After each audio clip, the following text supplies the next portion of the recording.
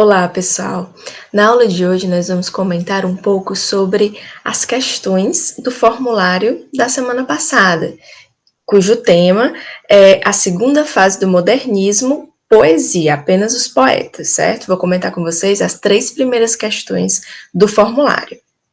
Vamos dar uma olhadinha nele?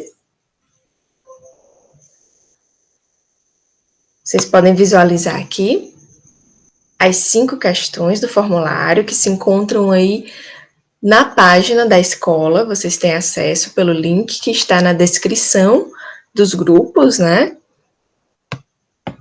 E a primeira questão diz assim, todas as questões são de Enems anteriores, certo, pessoal? A primeira questão traz um texto, um poema da Cecília Meirelles, que é uma das autoras da segunda fase do modernismo, e vai dizer assim: ai palavras, que estranha potência a vossa. Todo o sentido da vida principia a vossa porta. O mel do amor cristaliza seu perfume em vossa rosa. Sois o sonho e sois a audácia, calúnia, fúria, derrota. A liberdade das almas, ai, com letras se elabora. E dos venenos humanos sois a mais fina retorta, frágil como vidro. E mais que o aço, poderosa. Reis, impérios, povos, tempos, pelo vosso impulso rodam. O enunciado da questão diz assim: o fragmento destacado foi transcrito do Romanceiro da Inconfidência de Cecília Meirelles, centralizada no episódio histórico da Inconfidência Mineira. A obra, no entanto, elabora uma reflexão mais ampla sobre a seguinte relação entre o homem e a linguagem.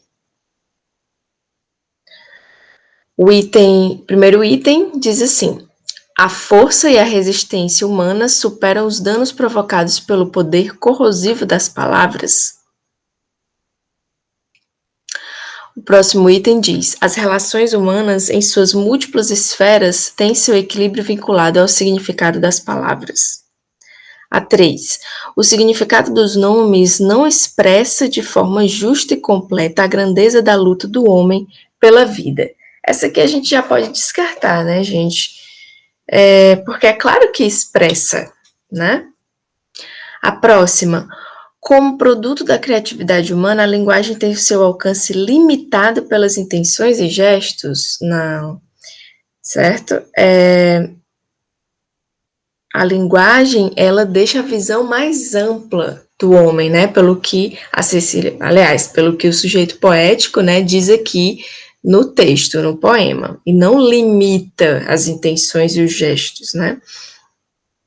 E o último item, renovando o significado das palavras, o tempo permite às gerações perpetuar seus valores e suas crenças. Bom, o poema não se refere em nenhum momento a passar por gerações, essa linguagem, né, essas palavras. Ele fala, sim, da força que as palavras têm, certo? Olha só, que estranha potência a vossa, né?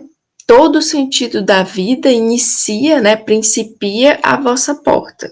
O mel do amor cristaliza, seu perfume em vossa rosa, sois o sonho e sois a audácia. Então, assim, é como se a linguagem fosse tudo, né? Tudo para esse sujeito poético aqui. Calúnia, fúria, derrota, então ela proporciona tanto aspectos negativos, né? A gente pode, através das palavras, falar sobre coisas negativas, falar sobre expressar as nossas angústias, mas também nós podemos expressar bons sentimentos, nossas alegrias, né? Quando ele diz assim, a liberdade das almas, a palavra, ela proporciona isso também ao ser humano, né? E aí, o item correto, né, na verdade, seria esse aqui, ó. As relações humanas, em suas múltiplas esferas, têm seu equilíbrio vinculado ao significado das palavras. Então, veja que ela está falando das relações humanas, né? E a vida humana, ela se equilibra pelas palavras, né? As palavras proporcionam esse equilíbrio, né? De lidar com as coisas negativas e as coisas positivas, né? Lembra muito yin e yang, né? Dois lados, né? De uma mesma moeda, né? Dois lados que se complementam, certo? Então, nós ficaríamos aqui com o que seria o item B, né? Nessa questão. Ah, não é, né? Só comentando aqui rapidinho, gente, porque diz assim: a força e a resistência humana superam os danos provocados pelo poder corrosivo das palavras, nem sempre, né? Como diz aqui, nesse verso, né? Quando ele fala assim, calúnia, fúria, derrota, nem sempre as palavras podem transpassar isso aí, né? Superar isso aí, superar esses danos, ok? A gente vai ter que passar pela parte, né, pela perspectiva negativa e pela perspectiva positiva, né, na nossa vida, e as palavras nos ajudam a expressá-las.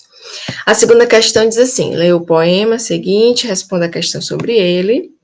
É um texto do Vinícius de Moraes e do Toquinho, né, uma música que diz assim: Carta ao Tom 74. Rua Nascimento Silva, 107. Você ensinando para Elisete as canções de Canção do Amor demais.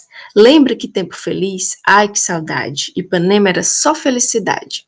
Era como se o amor doesse em paz. Nossa famosa garota nem sabia a que ponto a cidade turvaria. Esse rio de amor que se perdeu, mesmo a tristeza da gente era mais bela. E além disso, se via da janela um cantinho de céu e o Redentor. Meu amigo, só resta uma certeza. É preciso acabar com essa tristeza. É preciso inventar de novo o amor. Lindo, né, gente? E aí a questão diz assim: o trecho da canção de Toquinho e Vinícius de Moraes apresenta marcas do gênero textual carta, possibilitando que o eu poético, que é a voz que fala no poema, né, e o interlocutor, tratem pragmaticamente, ou seja, de forma prática, né, sobre os destinos do amor e da vida citadina, nem um pouco prático, né, nem um pouco objetivo. Eles são muito subjetivos, falando sobre a cidade deles, sobre o Rio, né. Então, a gente já descarta. A B, compartilha uma visão realista sobre o amor em sintonia com o meio urbano? Também não, né, gente? Você vê que a visão deles é bem cheia né, dessa função poética da língua, né, dessa subjetividade. Eles falam com muito carinho da cidade. Troquem notícias em tom nostálgico sobre as mudanças ocorridas na cidade. Vamos ver. Aceitem as transformações ocorridas em pontos turísticos específicos. Ele fala do Cristo Redentor, né? Mas não é essa questão, né? Não está voltada, não está especificamente falando dos pontos turísticos, né? E nem muito menos aceitando as transformações ocorridas, né? Vejo que eles falam assim com uma certa saudade, né, de como as coisas eram antes. E a última, façam confidências uma vez que não se encontram mais no Rio de Janeiro. Não dá para a gente afirmar isso aqui, né, que eles estão fazendo confidências e nem que não se encontram mais no Rio de Janeiro, né, não tem nenhum trecho que diga isso. Então, nos resta aqui o item C, né?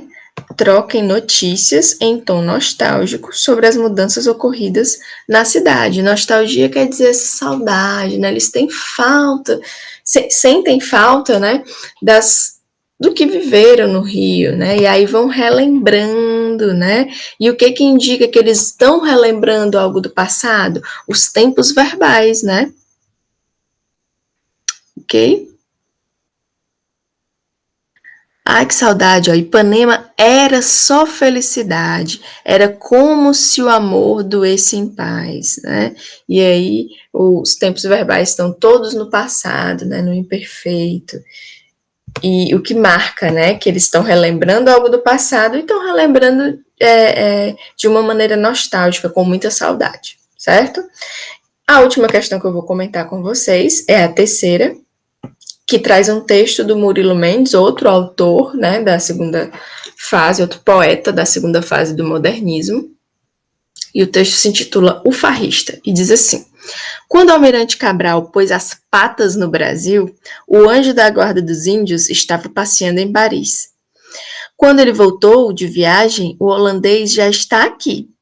O anjo respira alegre. Não faz mal, isto é boa gente. Vou arejar outra vez. O anjo transpôs a barra, diz adeus a Pernambuco, faz barulho, vucu-vucu, tal e qual o Zeppelin. Mas deu um vento no anjo, ele perdeu a memória e não voltou nunca mais. Terceira questão, o enunciado diz assim: a obra de Murilo Mendes situa-se na fase inicial do modernismo, cujas propostas estéticas transparecem no poema por um eu lírico que promove inovações no repertório linguístico. Bom, isso aqui é uma característica dos autores já desde a promover essas inovações, né? Desde a primeira fase do modernismo. Inovações porque vão passar a valorizar, né, uma linguagem que nunca foi valorizada na literatura, que é a linguagem popular, a linguagem do povão, certo? Mas não está tratando aqui de neologismos, de palavras novas, não, certo? O item B, descreve a gênese, né, a origem da formação do povo brasileiro. Não é bem o propósito, né, desse poema falar da origem do povo brasileiro. Fala ali um pouquinho tem o tema, né, tem como cenário, pano de fundo a questão da colonização, né, fala aqui quando Cabral chegou, conta uma historinha, né, engraçada, que é uma característica também da primeira fase, que o Murilo Mendes vai resgatar na segunda, né, mas também não é a tônica do poema. A C, remonta o colonialismo assente sob um viés iconoclasta. Iconoclasta quer dizer de destruição, né? Que é uma característica bem marcante da primeira fase do modernismo, que o Murilo Mendes vai resgatar também nessa segunda fase, certo? Ele vai remontar, ou seja, vai falar do colonialismo, né? Quando nesse primeiro verso ele toca no nome de Cabral, quando chegou aqui no Brasil, botou... Olha como é que ele fala? Ele diz que Cabral botou as patas no Brasil. Ele fala de uma maneira bem desrespeitosa, né? Que era uma característica dos autores da primeira geração, né? E que ele vai cultivar também na segunda, que é destruir, né? Como é que eu posso dizer? Destruir a imagem que certas coisas tinham para os brasileiros e para classe mais conservadora, vamos dizer assim, né?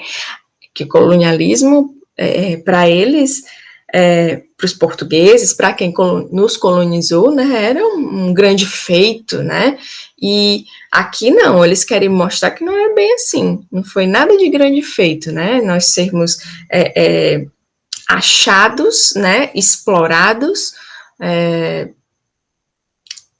e esse povo nascer de uma exploração, né, dos nossos índios, dos nossos negros, né, a partir de uma violência, né, e aí, por isso, o autor vai, assim, achincalhar mesmo, fazer piada, criticar, vai ter uma postura iconoclasta, de destruição, certo? Para valorizar o que é de fato nosso, né, e não o que é de fora, certo?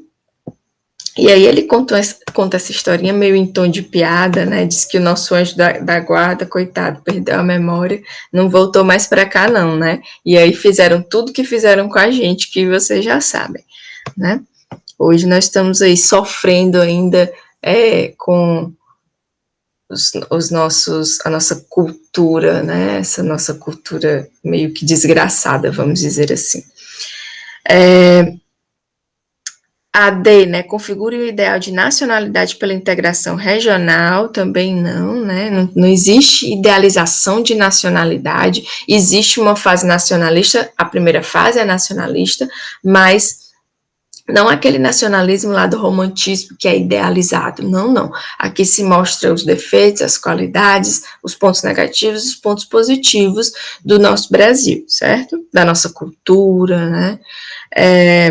E a última repercute as manifestações do sincretismo religioso. Não está falando aqui de misturas de religiões, né? Aqui nesse poema, pelo menos não, certo? Então, aqui a gente fica com o item C, né? A segunda questão, relembrando aqui, item C também. E a primeira, qual foi? As relações humanas em suas múltiplas esferas têm seu equilíbrio vinculado aos significados das palavras. Lembrando que vocês podem encontrar essas questões, esse formulário, né, na página da escola, ok? Quem não fez, corre lá, faz. Ainda tem as duas últimas questões que eu vou deixar para vocês resolverem sozinhos, certo?